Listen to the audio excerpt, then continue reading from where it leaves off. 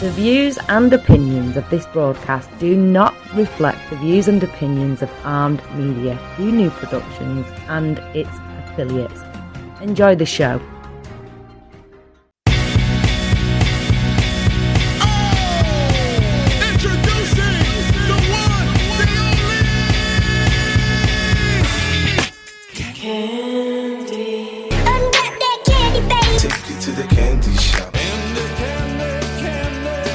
Just like candy.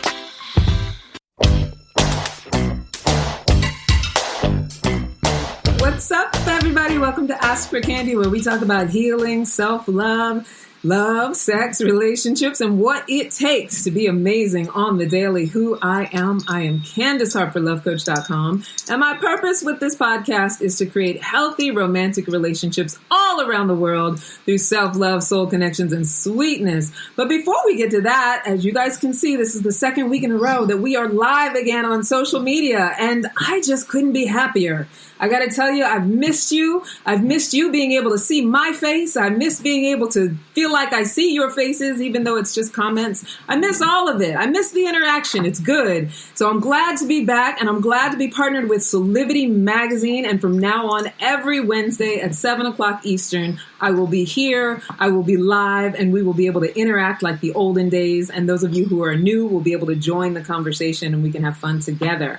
Also, you can watch us at solivitymagazine.com on Solivity TV, or you can subscribe to YouTube, Solivity TV on YouTube, and you can be alerted whenever we go live, which is also very exciting. So don't forget also to subscribe to the audio broadcast, Ask for Candy on Anchor, iTunes, Spotify, iHeartRadio, and wherever you normally download podcasts. And you can email me at askforcandypodcast@gmail.com. And if you have any questions or comments or any kind of interaction and you're a private person and you don't want to put all your business out there, I totally understand. And I will read your emails and I will handle them however you want. If you want me to talk about whatever it is you email me, if it's just a question, if you have a suggestion for a future topic, we love those because we want to know what you want to hear about. Now, just a disclaimer, I don't know if you guys were with us last week, but I have a German Shepherd in the house, so he might get a little antsy. He might have some things to say. And I have my lovely Deus Ex Machina. My Brian is here, and he's going to be chiming into the conversation. I love having a male point of view. That's something that the show has never had enough of, Brian. All right now. All right. I'm right here waiting on you. I love it. And Brian's a married man. He's a grown-ass man. He's entrepreneurial. So he's going to be chiming in with us as well, which is going to make the conversation even richer and more juicy. So, like you guys know that have been tuning in, I am a relationship coach, a workshop facilitator, and a professional matchmaker with Talkify. If you've never heard of it, it's an amazing digital service where you can hire a matchmaker to do all your sifting and vetting on your behalf. And it's especially great for people who struggle with initiating contact or simply picking the right partner.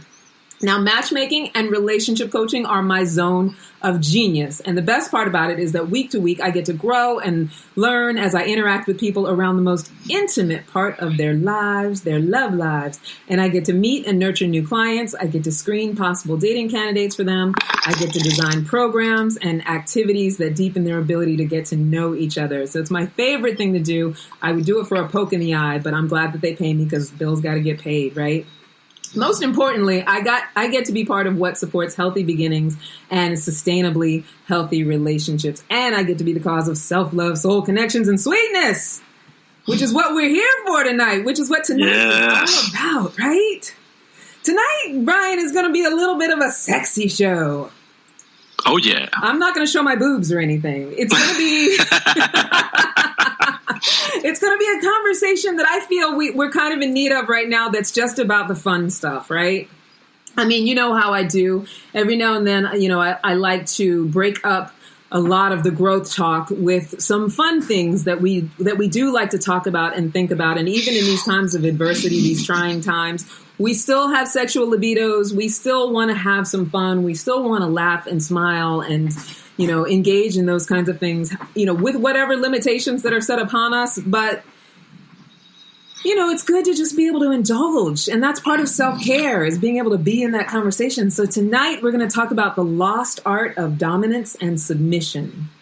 Now, I'm not talking about it from the point of view of the strictly sexual dynamic of what dominance and submission mean. Although I think it's part of what really has inspired this conversation. I don't know if you guys can hear the German Shepherd getting antsy.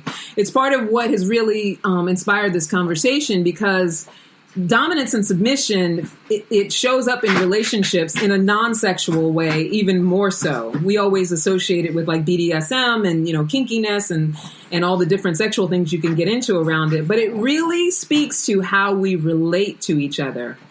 Our willingness to be dominant, our willingness to be submissive. And by understanding the dynamics of it, it's a really great way to use it. You can use it to keep your love life more compelling, whether you're single or in a relationship. Like if you're single and dating, you can learn the art of dominance and submission to keep your dating life compelling. And if you're just single, if you want to fantasize about it, it's one of those things that, you can always be sort of processing and thinking about that sparks emotion and sparks physical interest and energy. So we're going to talk about it. And it was also inspired by this movie that I watched on Netflix, which I got to tell you, I got to be completely 100% honest. I was talking to Brian about this earlier. I feel like there's nothing wrong with some guilty pleasures. And I get that, being a relationship coach, the onus is on me to be really responsible about communicating what a healthy relationship means. What it means to foster health in your relationship, how to take care of your mental and emotional wellness. All of that stuff is very important. So I don't want to get anybody to get wrong thinking that I am saying that this particular piece of entertainment, which I'm about to tell you about, is in any way a guidebook or an example of how you should run your love life. But what it is, for me, it was an inspiration for how we can have the conversation, open up the conversation of dominance and submission, and what that means in this modern day era of, not being 50s housewives and misogynistic 9-to-5ers who, turn our wives over our knees or, whatever. We're not talking like old timey misogyny or anything like that. How can we incorporate dominance and submission? How can we be inspired by it? But what I wanted to do is tell you guys about this movie. It's called 365 Days. It's on Netflix. If you haven't seen it yet, it just came out in the beginning of June. And we have the trailer for it, right, Brian? You have the trailer? I want to show the people the trailer. Yes, we do. Yeah, so for those of you who haven't seen it yet, I'm just going to show you the trailer so you can see the two people that star in it and kind of like what the feel is. Let me know whenever you're ready, Brian. Yeah, we're ready. Okay, go ahead. All right, so yeah, that's the trailer. It's, it's not the official one, but it does show a lot of really good clips. So you kind of get an idea that the movie is very much about highly passionate, highly sexualized, highly, it's very much a Hollywood trope. It's very much a romance novel trope. Now, those of you who've ever heard me tell the story of how I got into relationship coaching and, how I sort of veered down this path of relationships, I started out junior high, high school, obsessed with romance novels. I would read them constantly. So this trope that this movie is built upon, they did it with 50 Shades of Grey. They did it with a lot of different movies. It's very much taken from classics and then, infused with a lot of passion and sex and made a little bit more highly sexually charged, a little bit more of a high sex drive around it. And it's been used over and over again. Now, it's one of those things where if you just watch it for what it is, and I can tell you from personal experience, because as a very young woman, I was watching and reading this sort of thing for what it is. And my idea of what love was supposed to be was somewhat warped because, as a young adult, I felt like it was about, that love and romance was about that kind of relationship, finding someone who's very dominant. So then, I could be submissive and, someone who would take care of everything and, all I had to do was be pretty. It very much, this trope kind of sets people up for this fantastical, non-connective, kind of highly sexualized relationship. So I don't want anybody to misunderstand and think that I'm saying that watch this movie so you can make your relationship like this. However, the fact is that this movie has been in the top 10 on Netflix USA I think it's been number 3 or number 5. It's number 2 in the UK, Netflix UK, and all around the world, it's been in the top 10 lists because people are watching this movie like crazy. And so there's got to be something said for the fact that people are so fascinated and so interested with this dynamic. And I felt like because of that reason, it needed to be addressed. When I watched the movie, I actually had a very visceral, physical reaction to it. It was very exciting, very entertaining for me, not just because I do enjoy that trope, even though it's been done over and over again, different ways, but just because, it reminded me of, days of yore, not to age myself, but it reminded me of being young and, being very passionate and, having that kind of heavy intensity when it comes to being in relationships, whether or not they worked out. And I think that right now, I don't know if it's just because a lot of people are locked down, they've been isolated, or, they're feeling disconnected, whatever it is they're feeling, a movie like this, and also the sex scenes and the fact that the 2 people in it are really good looking, right now it's something that people are really attracted to. So I got to thinking, even though it's not a good guide for how you want to run a relationship, what could be taken from it?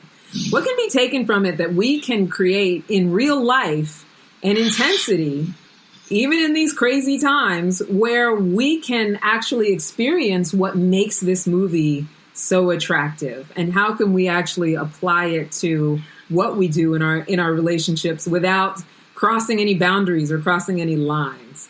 Does that make sense, or does it sound crazy? What do you think, Brian? No, I think what you're talking about is valid. Yeah. That, I think even men are taught that they are supposed to dominate. Yeah. And so it's something that pays itself forward. Yeah. And so it's something that we do have to take on. Yeah. So I think I'm glad that you are talking about this, and that, that we're looking at these movies and these television shows and even the songs that are written and the art that's being displayed in a different way. Yeah. And that maybe these people aren't trying to glorify it. Maybe they're actually trying to raise awareness that, hey, this is fantasy and we're not supposed to be doing it and living our lives this way. Yeah, I think that's what it is that what we don't want to do is cut ourselves off from the art and the entertainment, right? And the inspiration of the art and the entertainment. So, people do get upset because they feel like they're glamorizing something that's very dysfunctional. But it's like when we allow ourselves to look a little bit deeper, we get to see that there's nuggets, there's something to be gained for why we're so attracted to what we condemn, right? So do you feel like, Brian, as a man, do you feel like you said something about that encouragement to be dominant? Do you feel like that's something that was true for you, that you grew up feeling like you should be a dominant man, or that you had to be alpha, or you had to be? Tell me about that. Yeah, well, yeah, I think it's all in varying degrees. Mm-hmm. I had a dad that early in his life, had a father that had a little bit of that, that we were responsible for going after the woman, that, that you had to have a certain presence and you had to carry yourself a certain way in order to win favor with the ladies. Yeah. When he, after his second marriage, that changed. I mean, that first marriage that changed, not a second marriage, into, where he met someone who, as a woman, was not interested in that. That they was more interested in partnership, which is something that he kind of grew into. And so that became a new model for me as a man. And that, some of the traditions still remain, the opening of the doors, the romance, those kinds of things. But being domineering and having a woman submit and all that was not something that I was interested in at that point. But to your point, it still remained, and it's still friends of mine that were raised that way, and that that had to come off in that way of being domineering, had to come off of being the alpha, right? Yeah. And so it still persists. It does, but here's the thing about it that I think that there's a lot of possibility around. The fact that the dominant and the submissive get to switch roles, right? And that's part of why we have power struggles in relationships, because I think we're in conflict with understanding that it is human to sometimes want to be the dominant one and to sometimes want to be the submissive one. And it doesn't matter your gender. It's a human need for us to be able to ebb and flow and go between those two things, right? Yeah, I like that. The yin and the yang, right? And that the yin and the yang are just energies that embody both men and women. Mm-hmm.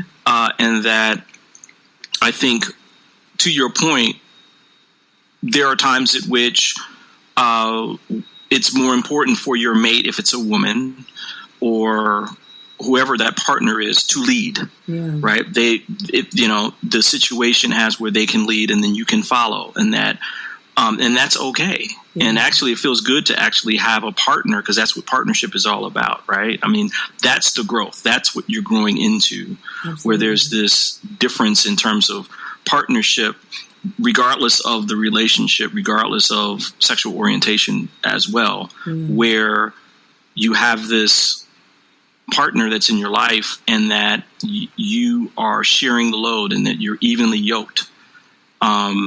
Real quickly, and then I'll let you get back. I think sometimes people forget that the term evenly yoked comes from two oxen that are pulling a load together. But what most people don't realize is they don't pull the load equally all the time. Yeah. That they're ever changing off, where one is leading and one is following. Yeah. And then they trade off so that neither one of them get tired too quickly. Yeah. And that they're able to go long distance. So that's where that comes from. Yeah. No, I love that. Absolutely. And here's the thing about that as well. I think a lot of times people get in these situations where it's a power struggle. You feel like you're banging your head against the wall because they're fighting that exact thing that you're talking about. That ability for us to be equally yoked, and sometimes one's pulling out ahead and one is leaning back. And being able to smoothly transist through that, to be able to give into that dynamic and allow that to be, right? I feel like, the reason that we end up in power struggles with people is because we resist it as if it's not meant to be. Absolutely. Yeah. Totally agree. Yeah. So, whatever. Watching this movie inspired me to start thinking about all of this stuff and how we could have it actually translate into real life. How we could use this trope in because the thing about this movie, and as much as it's, I was telling Brian, the growth stuff and the important stuff that we read and that we watch in order to improve our emotional intelligence, that's the healthy meal. Stuff like this is like the Snickers bar, but there's something to be had in everything, right? So we can enjoy sort of like the sweetness, the salaciousness of it, but then also, how to take it and translate it, and our attraction to this passion, our attraction to this dynamic, and translate it in a way that we can see how it can work. And because there is a lot of, if you watch the movie, there is a lot of balancing of power, and the power does kind of switch back and forth. And even though there are parts of it where it seems there are parts of it where it's definitely, sort of a dysfunctional, it's very physical. Like, I'm not advising anybody to be slapping or pushing anybody down on a bed or anything like that. There's those parts of it that, aren't meant to necessarily, that I'm not trying to translate into anything, because I don't think that people should be putting their hands on each other unless that's something they choose to do. That's the whole thing, consenting adults, that's your business. But when it comes to the actual emotional balance of the two people in the movie and how the movie is shot and written, what I want to translate is how you can take something like this and actually apply the same level of intensity in your own relationship, in your own love life, by understanding what the things in the movie are meant to represent, right? And how they can represent for real people. So I want to just jump in. I'm wondering if we should take a commercial break first, Brian, before I jump into the whole thing. And then before we know it, the hour is over. What do you think? Sure, we can do that. Okay, so we're going to jump into a little commercial break, and then I'm going to go into how do we translate the intensity and the power and the passion and the interest in this movie in a healthy way for how we can naturally exercise dominance and submission in a real relationship and in our real love lives? And yeah, right after this commercial break. Hey there, all you creepy people. This is Kevin Wayne from Portland, Oregon. You're listening to Armed Radio, home of the big guns.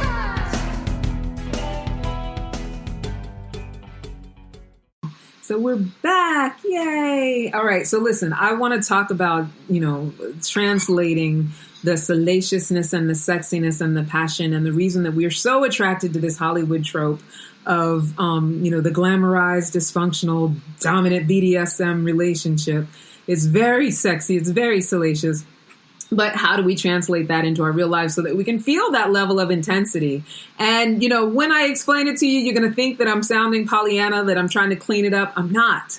It is possible. The reason that we at this time are so attracted to this kind of entertainment and have always been is because we aren't necessarily producing it in our real lives, but there is a way to produce it. So let's sort of break it down a little bit. In this particular movie, with a lot of movies that are, this typical Hollywood trope, with a lot of these romance novels, the male character is often extremely wealthy and he's very powerful. So that is part of the structure, the setup, right? So if he's wealthy and he's powerful, he can do all of these things, then, he's going to be irresistible to a woman who wants to resist him. He's going to be able to be, almost a softcore rapist in a lot of these stories because he's coming with all of these things.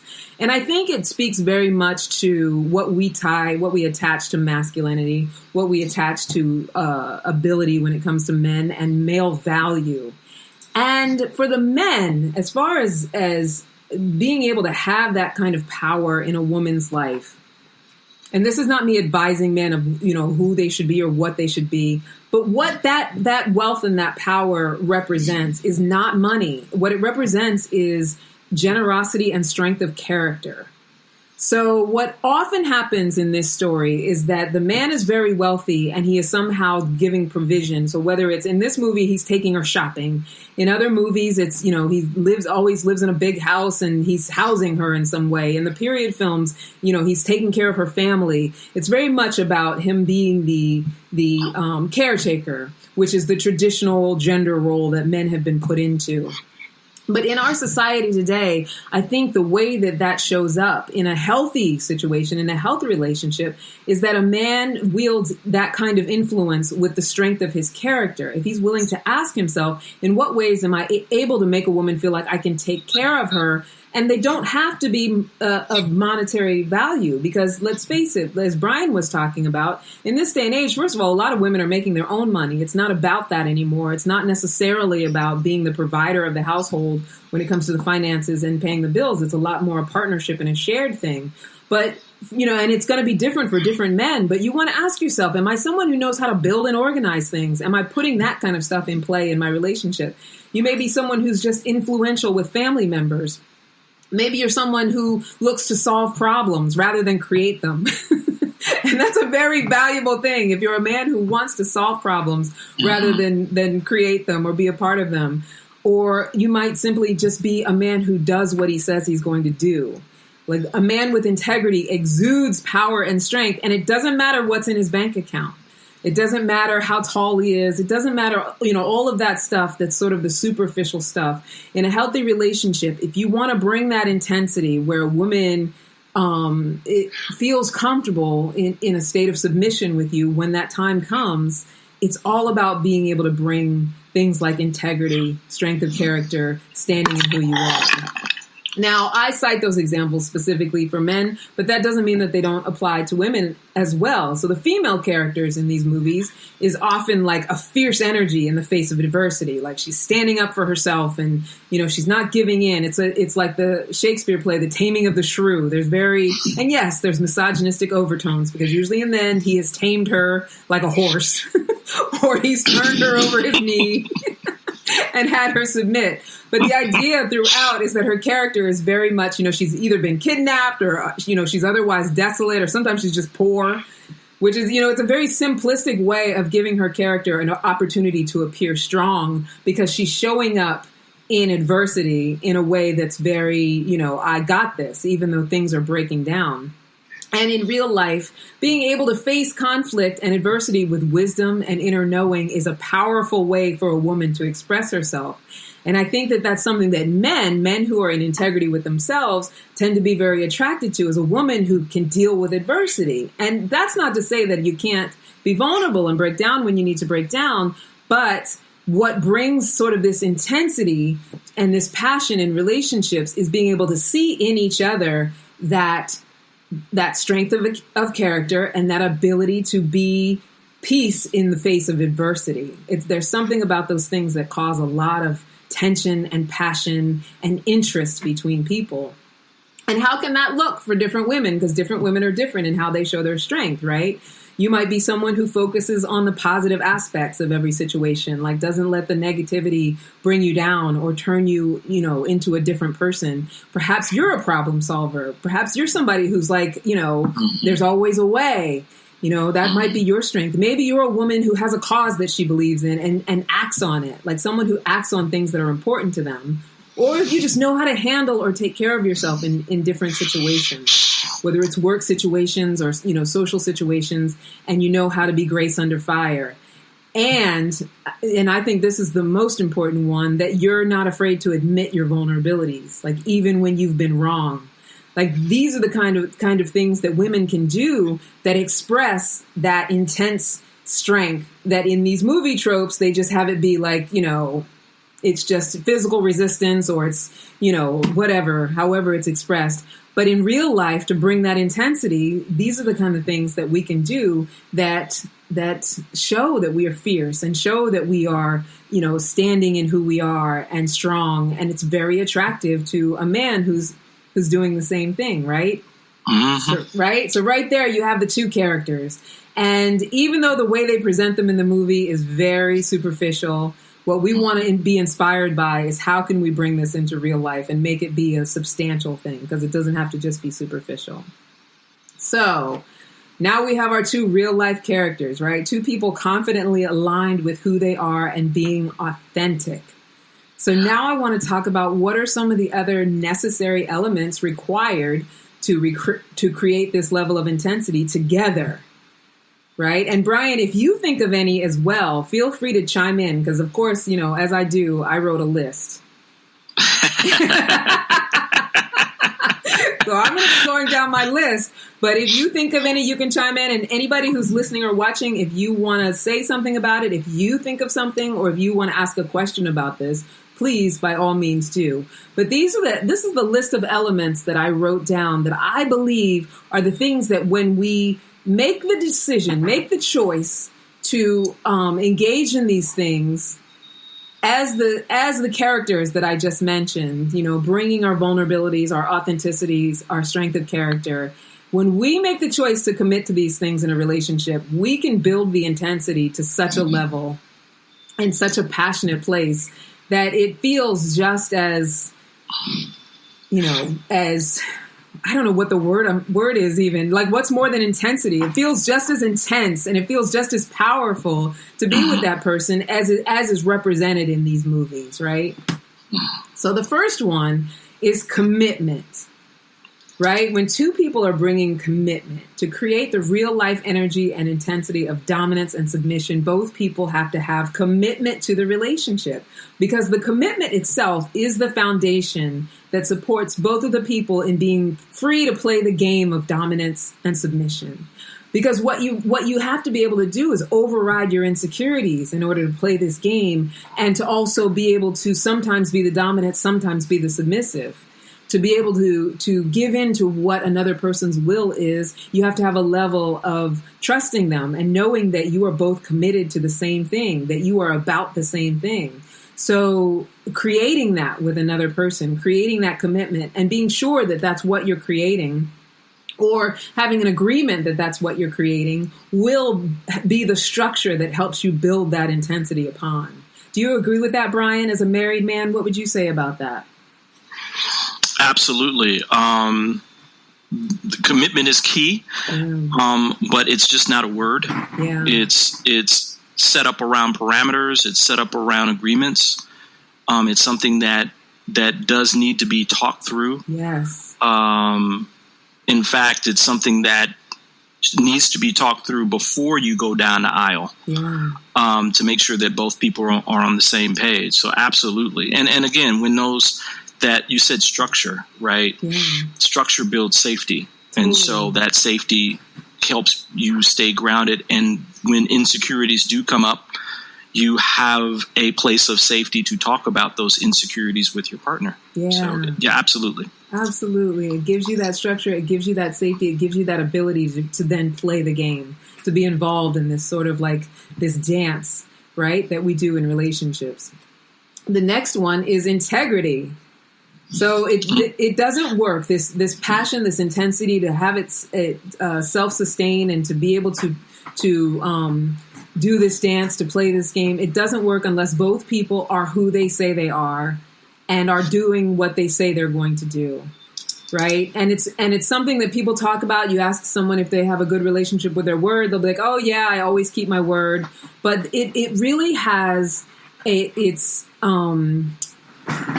a grounding way to have another person trust you and see you as, it fosters affinity in another person. When I see you over and over again consistently being who you say you are, being who you say you're going to be, doing what you say you're going to do. And that's for both men and women. A lot of times, we'll get in conflict with each other, we'll fight with each other, and we'll say things we don't mean, which is out of integrity, or we'll threaten things that we don't mean, which is out of integrity. And those are the kinds of things that prevent us from being able to have that kind of passionate intensity, because once again, it fosters our insecurities, or it sparks and ignites our insecurities.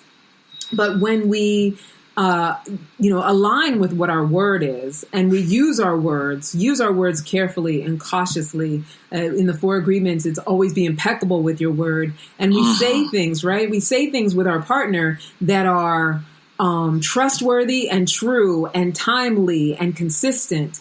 That builds a level of connectedness that is unparalleled. So you get to have that intensity with the person based on that, right? Nothing can beat having someone in your life that that when they say something, that it is the truth. And unfortunately out there's a lot of couples, a lot of partnerships. I've been in a couple where I wouldn't have been able to say that. I've been in a relationship where I was able to say that. I've been in a relationship where I wasn't able to say that.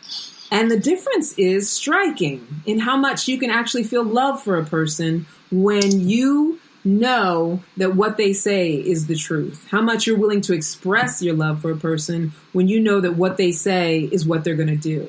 And what they say about themselves is actually who they are. Right? So integrity is the second one. The third one, because I can't believe we're like already over halfway through the show. It goes so quickly.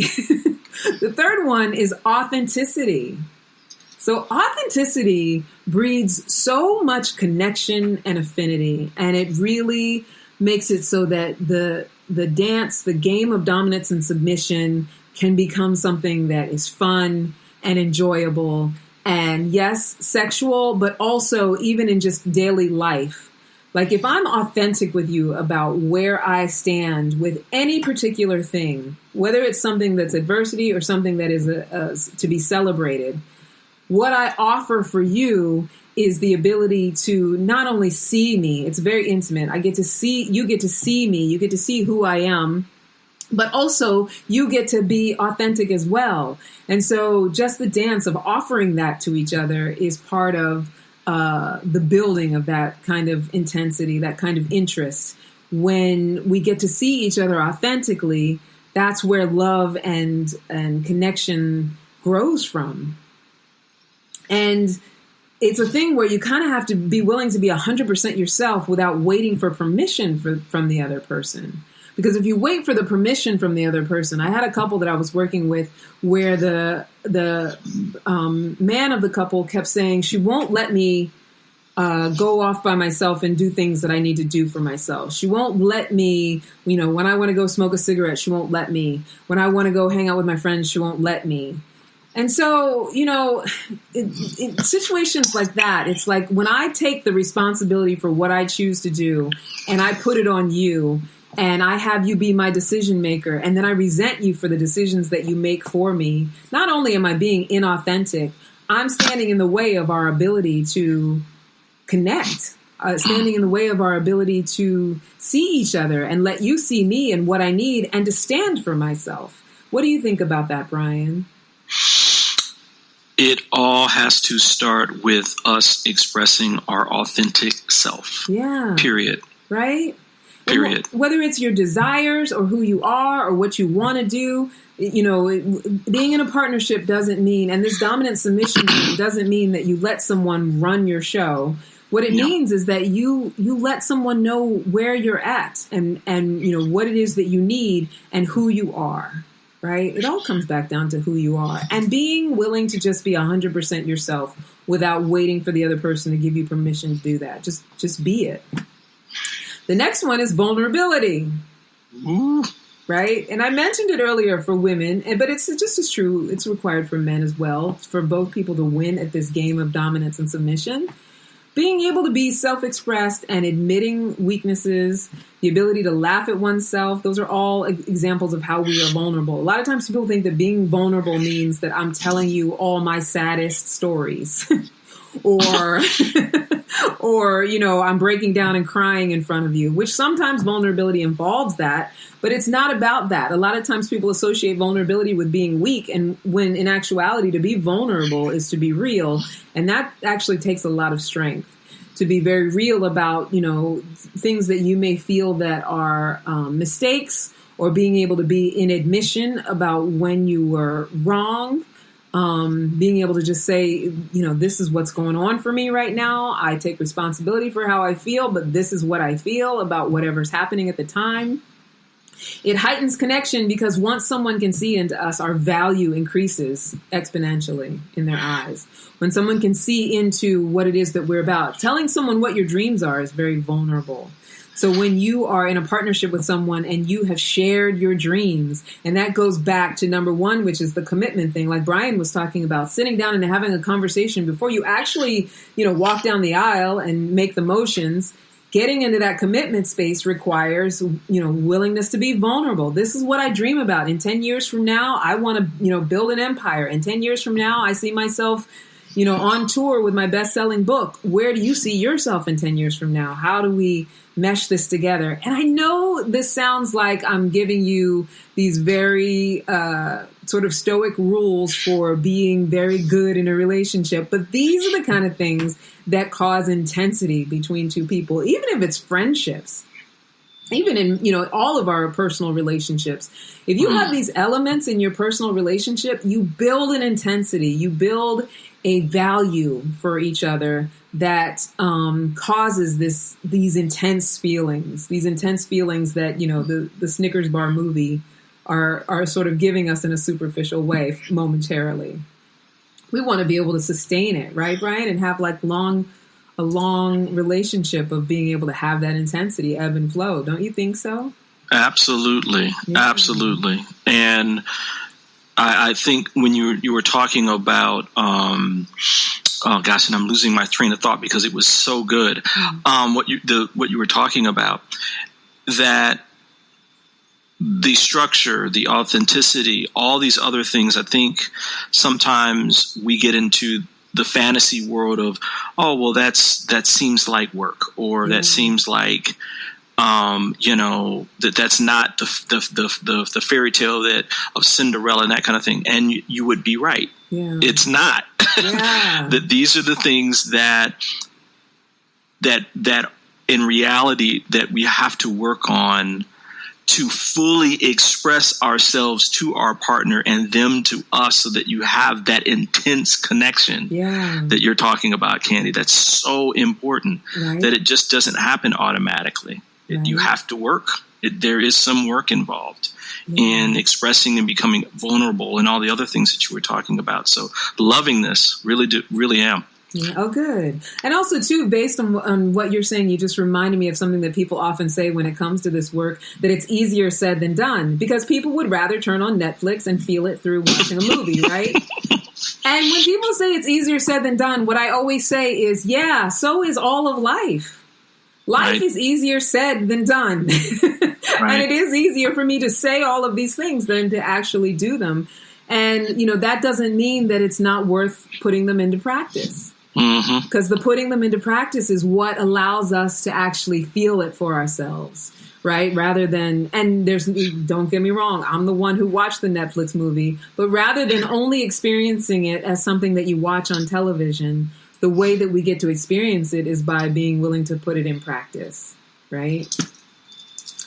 So I feel like we should take are we taking another commercial break, or are we good on commercial breaks? Because I feel like the time is going by so fast. Well, we've got a couple of questions that came in, but we can take a quick commercial break if you want. Let's do if we don't need to take another one, then I'd rather do the questions, because I feel like time is going by very quickly. Okay. Well, you want to take the first question? Yeah, sure. Okay. So this one is from Cynthia. Hi, Cynthia. I've had such a hard time with the word submission. Why do you think that is? Right. Well, here's the thing about submission. I think that, because of what gender roles have been historically, we do tend to have a negative connotation of submission. And we think in terms of like the 50s housewife. And, I don't know if you've ever seen any of those ads from the 50s. They're very misogynistic, and it's always about women, having to make sure that she cooks well and smells right and looks good for her husband and takes care of all the things in the house and, doesn't for 1 second imagine that she can ever have her own dreams and, is everything that her husband needs her to be. So I think a lot of times, because of our history socially, we associate submission with that, especially as women. But here's the thing about, how we make meaning out of things. Submission is something that actually is very powerful.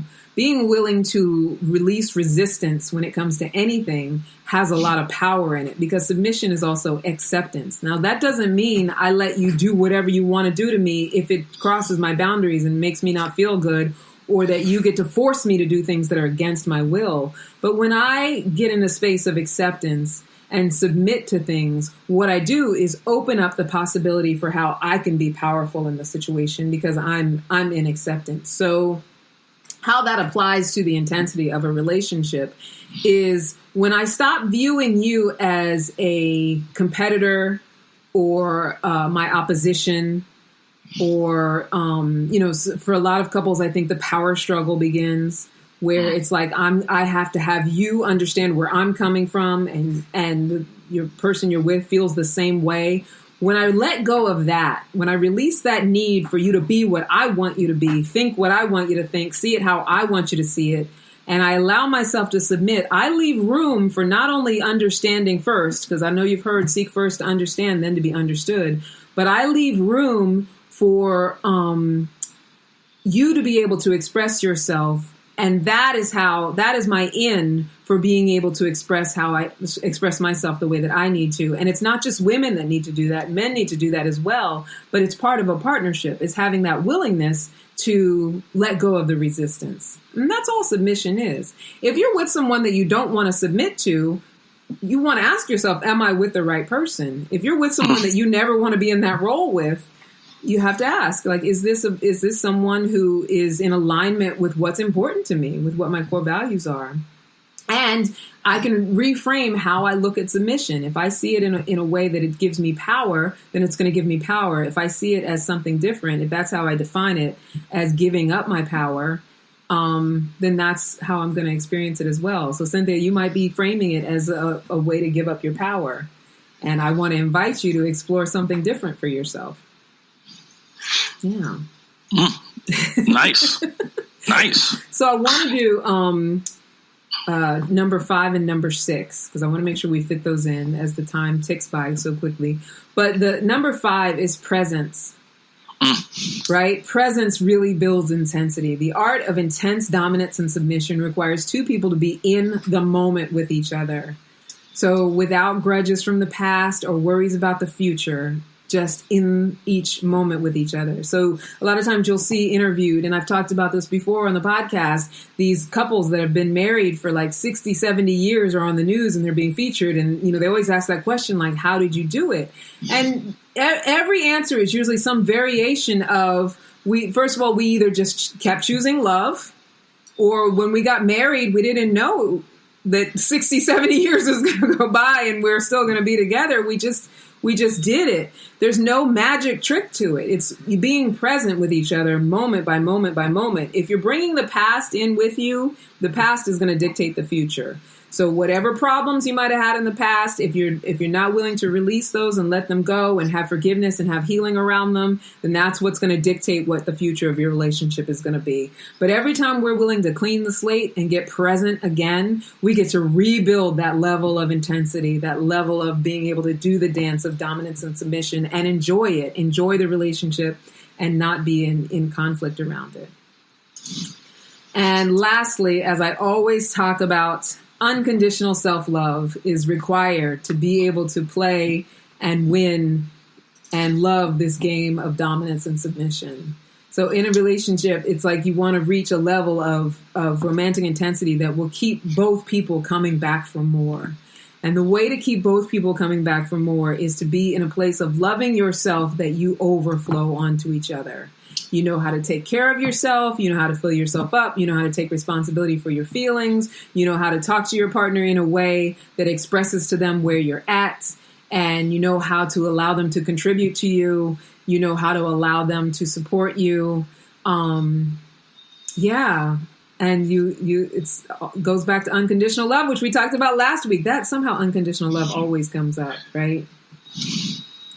But, my point of all of this is while it's fun to be entertained by unlimited sex and money and good looks, all that stuff that we get to see in these movies, it is absolutely 100% possible to create a deeply pleasurable love life without any of those things. You don't have to be, ridiculously wealthy.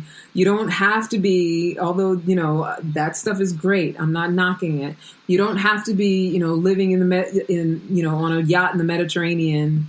That's where you vacation and have sex on a yacht or whatever. Like none of that stuff that we find so interesting and so entertained by is necessary to feel the level of intensity, to experience that level of intense love. And, have that deeply pleasurable love life. Like you can have all of those things, all of that without those things.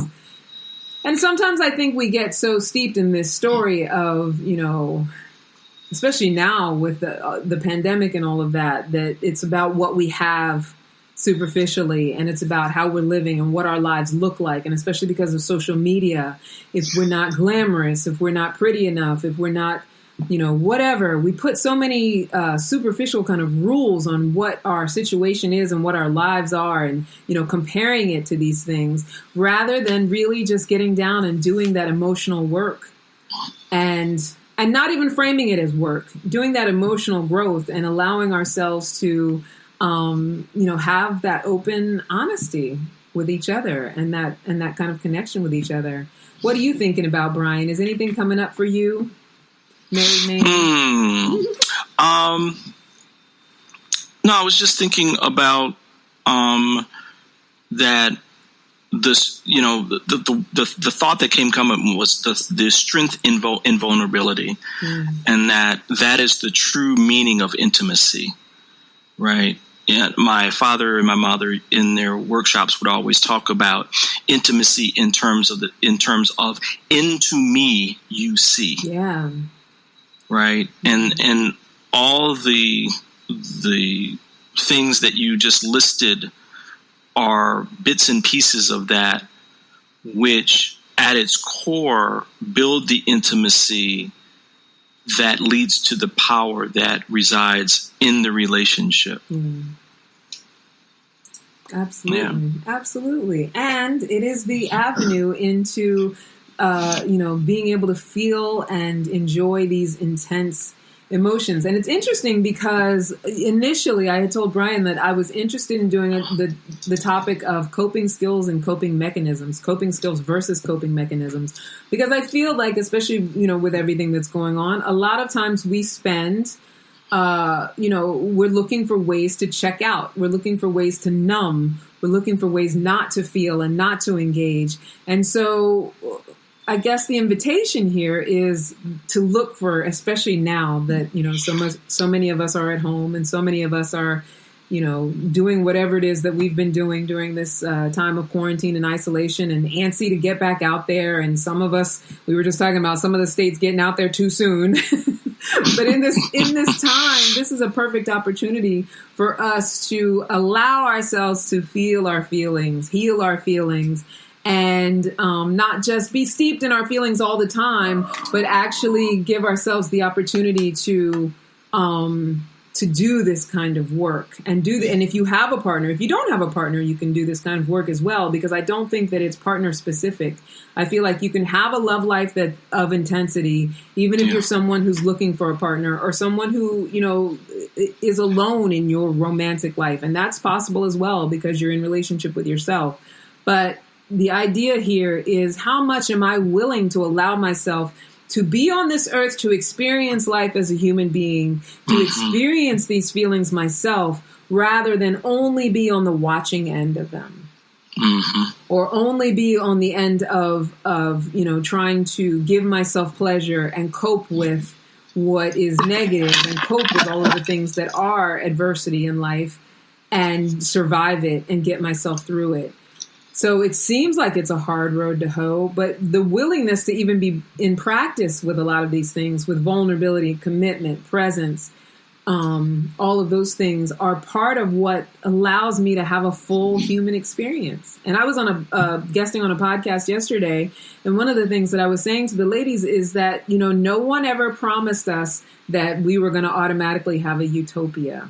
And I think a lot of times, right, we get into a space where we just feel like everything is wrong, life is wrong, and it's not going the way it should be going, whatever should be is, or we don't have our supposed to, and we're not fitting into the rules. And that story within itself is part of what has us a lot of times numbing ourselves and trying to live vicariously through other things, whether it be movies or, whatever we're entertaining ourselves with, all that good stuff.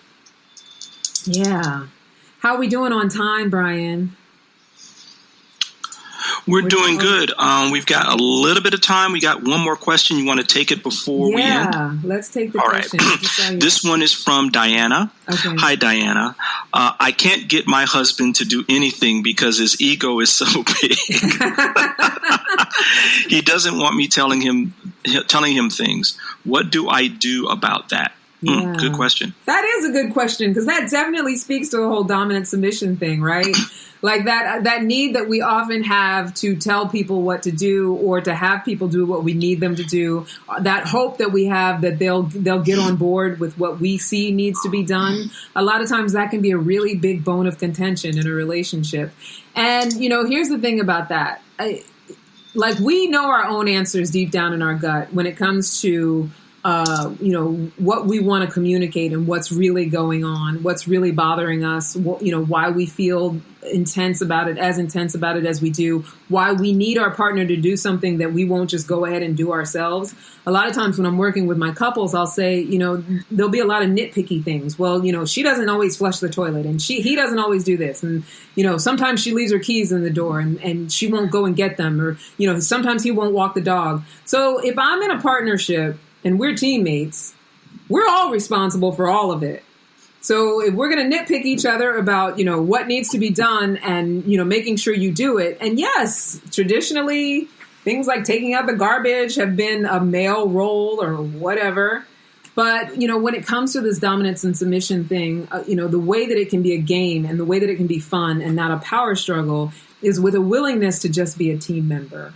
So I don't need to specifically make you do anything. All I need to do is be an example of what it is that I want to experience as far as being a team member. And if I'm in integrity with being a team member and you're able to live up to that, then great. if you're not able to live up to that, then that's something that, you know, will come out in the wash. That's something that you'll see. If you are someone who's focused on having the relationship work and doing the things, you know, the little things around the house that have the relationship work, and you stay focused on that, and you find that your partner is not in any way interested in doing that at all, and you communicate with your partner, you talk to your partner and you say, you know, this is what I'm interested in, this is what I want to do, where are you at with it? You can see whether there's a complete incongruence there. If he's like, I'm not interested, I don't want to be a team member, I don't want to, you know, I don't want to do it, then you got to, you know, think about some things. Think about if there aren't bigger values that are out of sync. What do you think, Brian, as the married man, when you are, you know, you have a spouse, I'm sure that you guys sometimes run into things where it's like you wish the other one would do something, because I feel like that's natural. Oh, never. Never, right? Never happens. I feel like, yeah, it does happen. Yeah. And when it happens, that's when it's important that, you know, you go back, you lean on the structure, you lean on the foundation of all the things that you talked about before, which is, you know, integrity, authenticity, you know, creating a space for you to be vulnerable, because those times people are vulnerable, right? Mm-hmm. What, you know, where you have to talk about the idiosyncrasies. Well, you know, I like to fold the towel this way. Well, I want it folded this way. So how do you work that all out? And so that, you know, believe me, there's 1,000,001 things that couples have to talk about, where they were raised differently and they came from different kinds of social structures and that kind of thing. And all that has to be unified in a way where it's supportive to both people. Absolutely. I love that. And I think what helps to foster that is having just a shared long-term vision. So, you know, if we have a shared long-term vision and we have a big goal in mind, all that minutia, we can work it out. Like all that stuff, it might get annoying. It might be a bone of contention. It might be the things that we kind of use as weapons against each other when we feel annoyed and stuff like that. But, you know, there's something to be said for being able to just come to a consensus on it and be a team member about it, just because you know that there's a bigger picture here that we're trying to create that's bigger than, you know, whether or not you're taking out the garbage every night. But if you know, we really are a team, we can talk about that. And we can talk about it in a way that's not making anybody wrong, but let's just have a conversation. You know what, baby? I really wish that you would do these things, because, you know, I'm tired by the time it comes to taking out the garbage. You know, do you need help some way, or is there some way you can support me? You know what I mean? Like, there is a compassionate and loving way, I think, to be able to communicate that without, you know, and like what I love about what you said, Brian, is a lot of times we come with our idiosyncrasies and we're mad that person's not meeting up to them. Oh. And that's an unfair expectation. Like, okay, I was raised in a house where we did such and such. What's wrong with you that you don't do that? Like, we got to look at that kind of stuff too. Like, that kind of stuff is very disconnecting. You know, this expectation that someone, you know how to live the way you want to live. All right. I feel like we're running over time now, because, you know, I always run my mouth. And I want to make sure that we, you know, shout out to the, you know, our last couple of things. So that's it. To wrap it all up, you know, have some intensity in your love life. Be able to, you know, feel your feelings, and whether or not you have a partner, find the ways that you can really engage in your love life, in your life, the way that, you know, with the intensity that you might feel when you're being entertained.